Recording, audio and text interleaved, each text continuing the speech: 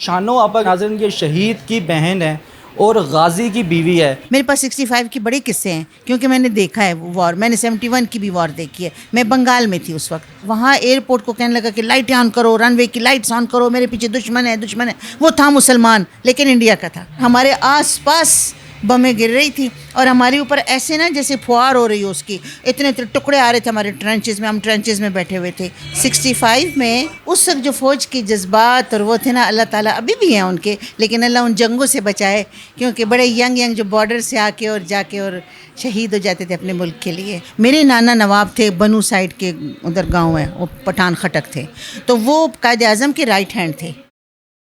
السلام علیکم جی، ڈیلی دھرتی کے ساتھ میں آپ کا میزبان فہد حسن. ناظرین آج میرے ساتھ ایک ایسی خاتون موجود ہے جن کا جو نک نیم اگر میں آپ کو بتاتا چلوں تو وہ شانو آپا کے نام سے مشہور ہے. ناظرین یہ شہید کی بہن ہے اور غازی کی بیوی ہے. ناظرین ان سے جانتے ہیں کہ آخر 1965 میں کیا معاملات ہوئے تھے اور ایک آرمی آفیسر کے گھر کا جو فرد ہوتا ہے وہ کس طرح سے اپنی زندگی کو گزارتا ہے. انہی کی طرف چلتے ہیں اور جانتے ہیں. السلام علیکم. وعلیکم السلام. کیسی ہیں آپ؟ اللہ کا شکر. سب سے پہلے مجھے یہ بتائیے گا کہ شانو آپا کے نام سے آپ کو ہر لوگ جانتے ہیں، آپ کا ریئل نیم کیا ہے؟ گوہر سلطان.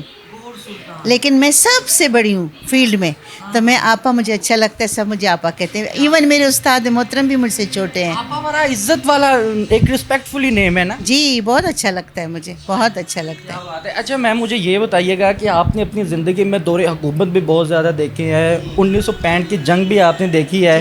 اس سے بڑی بات یہ ہے کہ آپ ایک آرمی آفیسر کے گھر کی فرد ہیں، آپ ایک غازی کی بیوی ہے، شہید کی بہن ہے. کیا کہنا چاہیں گی؟ میں 65 میں تو 65 میں میں ابھی 9th کلاس میں تھی.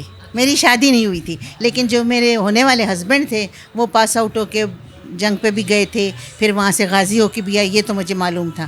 میری 70 میں شادی ہوئی تھی. پھر میں بنگال گئی تھی، وہ بھی آپ کو پتہ ہے جو حالات تھے وہاں سے بھی بہت، مطلب جو کچھ ہوا. 4 سال ان کے بغیر میں رہی شادی کے بعد. تو اس کے بعد پھر یہ 65 کی انہوں نے جنگ لڑی، 71 کی، اور باقی جنگیں تو ہوئی نہیں، اللہ کا شکر ہے، کبھی نہ کرے اللہ. لیکن یہ ہے کہ اس وقت جو فوج کے جذبات اور وہ تھے نا، اللہ تعالیٰ ابھی بھی ہیں ان کے، لیکن اللہ ان جنگوں سے بچائے کیونکہ بڑے ینگ جو بارڈر سے آ کے اور جا کے اور شہید ہو جاتے تھے اپنے ملک کے لیے. تو اللہ تعالیٰ ان کی مغفرت. میم یہ بتائیے گا کہ ایک آرمی آفیسر کی بیوی بننا کتنا مشکل ہے اور کتنا آسان ہے؟ چونکہ میری دادا پردادا سے فوجی ہیں تو میں اس ماحول کی ہوں، لیکن یہ ہے کہ مجھے فوج میرا آئیڈیل ہے اور اللہ کا شکر ہے کہ ہسبینڈ بھی فوجی ملے تھے. تو فوج اتنی پیاری زندگی ہے، اتنی آسان ہے اگر اس کو آسان رکھیں. اس میں نا ہم کفایت شاریاں بھی کرتے ہیں کیونکہ کیپٹن کی، میجر کی تنخواہیں کچھ نہیں ہوتی. تو آج کل یہ جو برانڈز اور یہ چیزیں ہمارے فوج میں نہیں تھی، آج کل کا مجھے نہیں پتہ، اس وقت کی بات کر رہی ہوں. تو ہم نا آپس میں شربتیں بھی بنا رہے ہیں، چیزیں بھی بنا رہے ہیں. ہمارے فوج کی بڑی خوبصورت زندگی تھی. میاں اگر ایکسرسائز پہ جا رہے ہیں تو لیڈیز اکٹھی ہو کے کوئی نہ کوئی کام کرتی تھی، کوئی سلائیاں کرتی تھی. بہت پیاری زندگی ہوتی ہے آرمی کی، اور پھر رسپیکٹیبل بھی ہوتے ہیں، اور پھر بیویوں کو بھی رسپیکٹ ہی ملتی ہے ان کی وجہ سے. اور اللہ تعالیٰ لائل لوگ تھے، بڑے لائل تھے. میرے ہسبینڈ انکلوڈنگ مائی ہسبینڈ سارے بہت ہی فوج کے لیے کام کرتے تھے. تو اللہ کا شکر ہے فی الحال تو میں نے یہی دیکھا ہے کہ بہت آسان زندگی ہے. ہاں مشکل اس وقت ہے جب جنگ پہ جاتے ہیں، پھر بہت مشکل ہو جاتا ہے، پھر دل نہیں کرتا کہ وہ نا. آپا مجھے یہ بتائیے گا کہ 1965 کی جنگ کے دوران آپ 9 کلاس میں تھی، تب آپ نے کیا منظر اپنی زندگی میں تھے؟ میں گئی تھی جشن خیبر افغانستان دیکھنے اپنے بڑوں کے ساتھ. وہیں پہ جو ہوا، ہم رات کے بلیک آؤٹ میں ہم آئے تھے، اور تورخم کا اور لنڈی کوتل کے وہ پہاڑ ہم نے بس میں طے کیے تھے، اور اتنا کہ رستہ نظر نہیں آ رہا تھا. اس وقت بڑے گھبرا گئے تھے کیونکہ ینگ تھے ہم. تو وہاں پہ آ کے رات کو سمجھ نہیں آ رہی تھی گھر کدھر ہے کیا ہے. لیکن خیر پھر اگلے دن ہم کوہاٹ، ہمارے بابا کی پوسٹنگ تھی وہاں پہ. راتوں رات جہاز آیا ہے جو میں نے دیکھا، انڈیا کا، پہاڑوں سے ایک دم خاموش نیچے اترا اور کہا کہ لائٹیں آن کریں. یہ قصہ مجھے یاد ہے. میرے پاس 65 کی بڑے قصے ہیں کیونکہ میں نے دیکھا ہے وہ وار. میں نے 71 کی بھی وار دیکھی ہے. میں بنگال میں تھی اس وقت. جی وہ بھی میں نے دیکھی ہے. تو وہ بھائی میرا جو ہے نا وہ کارگل جنگ میں شہید ہوئے تھے. وہ فل کرنل تھے، بریگیڈر کے اس پہ تھے. تو انہوں نے پشاور قلعے سے 10,000 فوجی لے گئے تھے. وہاں پہ ان کو سخت وہ یرکان ہو گئے اور ادھر ہی سے ان کو لے آئے تھے. تو ان کو شہادت کا رتبہ دیا. وہ اس طرح شہید ہوئے تھے، لیکن بارڈر سے انہوں نے بارڈر سنبھالا ہوا ہے. سر انجام دیتے ہوئے جو بھی رائے حق پہ شہید ہو جاتا ہے وہ وفات پا جاتا ہے، اسے شہید ہی کہا جاتا ہے۔ اچھا میم مجھے یہ بتائیے گا کہ آپ کے پاس 1965 کے بہت سارے قصے ہیں، کوئی ایسا قصہ، کیونکہ ظاہر ہے یہ عمر ایسی ہوتی ہے، ایک نیا بندہ جب جوان ہوتا ہے تو اس کے بعد جب اپنی آنکھوں سے جب یہ منظر دیکھتا ہے تو ایک خوف بھی طاری ہو جاتا ہے۔ اس وقت لوگوں میں اتنا جذبہ جہاد تھا، کس طرح سے آپ نے یہ منظر دیکھا اور کس طرح سے لوگوں نے اس چیز کو برداشت کیا؟ جی لوگ بڑے سہمے ہوئے بھی تھے، کیونکہ نیچرلی جہاز آتے تھے اس وقت، تو اس طرح نہیں تھا اچانک انڈیا کے جہاز آ جاتے تھے۔ ہماری پوسٹنگ، بابا کی پوسٹنگ تھی کوہاٹ کینٹ میں، بائی شومیہ قسمت کہیں جو کہ میرے بابا غلطی سے پولیس میں تھے، تو اس وقت وہ ایس ایچ او تھے، انسپیکٹر تھے تھانے میں، ساتھ ہی تھانہ تھا۔ تو انہوں نے، میں جیسے افغانستان سے ہم بھاگے آئے کہ بھئی ہمارے ملک کی جنگ ہو رہی ہے تو ہم اپنے ملک پہنچیں، تو وہاں سے جب آ گئے تو گھر میں ٹرینچز کھودی ہوئی ہیں، وی جو شکل کی، اور لان سارے ٹرینچز ہیں کیونکہ فیملی بڑی تھی۔ تو وہ رات کو اچانک ایک خاموش سا چیل کی طرح ایک جہاز آیا جو میں دیکھ رہی تھی، ہم سین میں سوتے تھے، میں نے دیکھا ایک چیل کی طرح جہاز آیا، وہ اس کی گفتگو ہو رہی تھی ایئرپورٹ سے، یہ بڑی خاص مجھے بات لگی کیونکہ یہ میری آنکھوں دیکھا حال تھا۔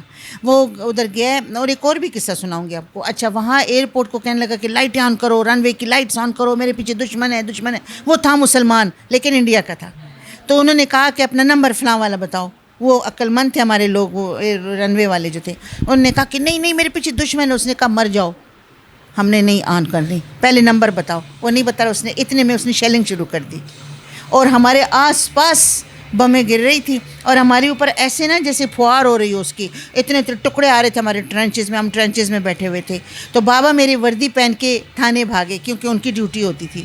تو وہ چیز جو ہے نا وہ مجھے بہت اس وقت عجیب لگا کہ یہ کیا ہو گیا، ہم تو اتنا سیر سپاٹے کے لیے گئے تھے، یہ ہمارے ملک کو کیا ہو گیا۔ لیکن اس کے بعد ملکہ ترنم نورجہاں میں گاتی تھی، مجھے شوق تھا، تو جو ان کے وہ ترانے سنتی تھی، ان کے وہ ملی نغمے سنتی تھی، تو یہ شوکت علی کے اور یہ سارے، تو ہم لڑکیاں بھی جذبات میں آ کے ہم بھی ملک کے لیے پتہ نہیں کیا کیا کرتے تھے اپنے کالج و اسکولوں میں جا کے، اور اپنے ملک کے لیے نعرے لگاتے تھے۔ ہمیں خوف نہیں تھا، یہ تھا کہ ہم نے اپنے ملک کی دفاع کرنی ہے۔ 1947 میں تو پیدا نہیں ہوئی تھی، میری ماما کی شادی بھی نہیں بابا کی ہوئی تھی۔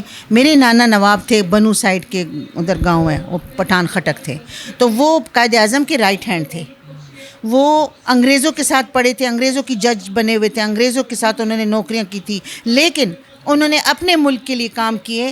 جب قائد اعظم کے جلسے ہوتے تھے وہ ارینج کرتے تھے، وہ اپنے گھر سے عورتیں تنوروں پہ روٹیاں، ہمارے نواب کا گھر تھا، بڑی نوکرانیاں ملازمیں تھی، تو وہ بناتی تھیں روٹیاں، تو وہ ٹرک کے ٹرک روٹیاں جاتے تھے۔ تو انگریز گورنر جنرل نے پوچھا نواب صاحب یہ کہاں سے اتنی روٹیاں بن کے آتی ہیں یہ جلسوں کے لیے؟ تو وہ میرے نانا کہتے تھے یہ ایک مشینیں ہیں، تو کہتے ہم نے وہ مشینیں دیکھنی ہیں، تو انہوں نے کہا وہ پردہ کرتی ہیں، لازم پردہ۔ تو وہ گھروں کے مطلب محلوں کے اندر انہوں نے قائد اعظم کے لیے بہت بہت کام کیے میرے نانا نے۔ یہ سول تھے، وہ مطلب آرمی میں نہیں تھے وہ، تو وہ انہوں نے یہ کام۔ اس کے علاوہ جو چھوٹے لوگ بھی تھے، دیکھیے کپڑے بنا کے لوگ، آپ کو میں بتا نہیں سکتی تھی کہ کوئی فارغ نہیں بیٹھا ہوتا، چاہے نواب تھا چاہے غریب غربا کٹیا والا تھا، سب نے کچھ نہ کچھ کیا ہے۔ آپ یہ بتائیے گا کہ آج کے جنریشن کی اگر بات کی جائے تو لوگوں میں جذبہ جہاد کے لیے کیا کرنا چاہیے، کیا ابھار لانے چاہیے، کیا ان کی تربیت کرنی چاہیے؟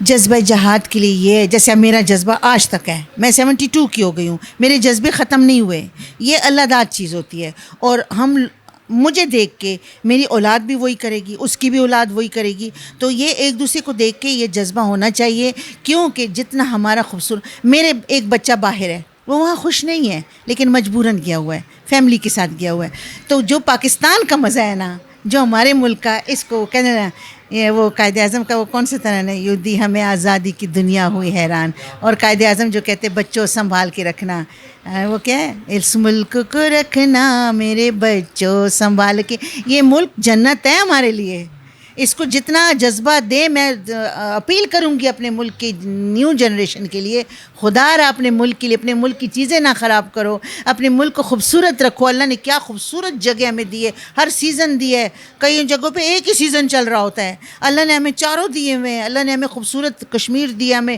مری دی ہے، کیا کیا چیزیں اللہ نے ہمیں دی ہے، تو اس کی ہم سنبھال کے رکھیں، خراب نہ کریں، اور جذبات لائیں اپنے ملک کو، فوجیوں کے ساتھ مل کے، سول کو بھی ملنا چاہیے سب کو، تب ہم جا کے کچھ بن سکتے ہیں۔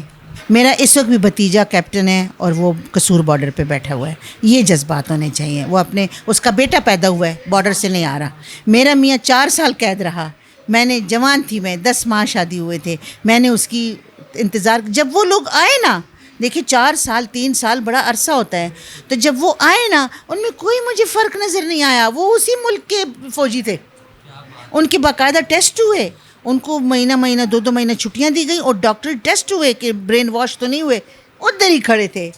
میرے میاں کا تو میں نے سنا تھا کہ وہ سلوٹ بھی نہیں کرتا تھا انڈیا والوں کو وہ کہتا تھا میں آرمی اپنے پاکستان کا ہوں۔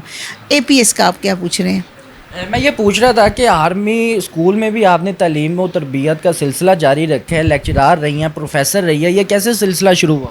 یہ سلسلہ مجھے شوق تھا، میرا پیشن ٹیچنگ تھا، اور میرے میاں چونکہ آفیسر تھے، ان کو چیزیں نہیں پسند تھی، ہمارے آفیسرس کی زیادہ تر وائفس گھریلو ہاؤس وائفس تھیں۔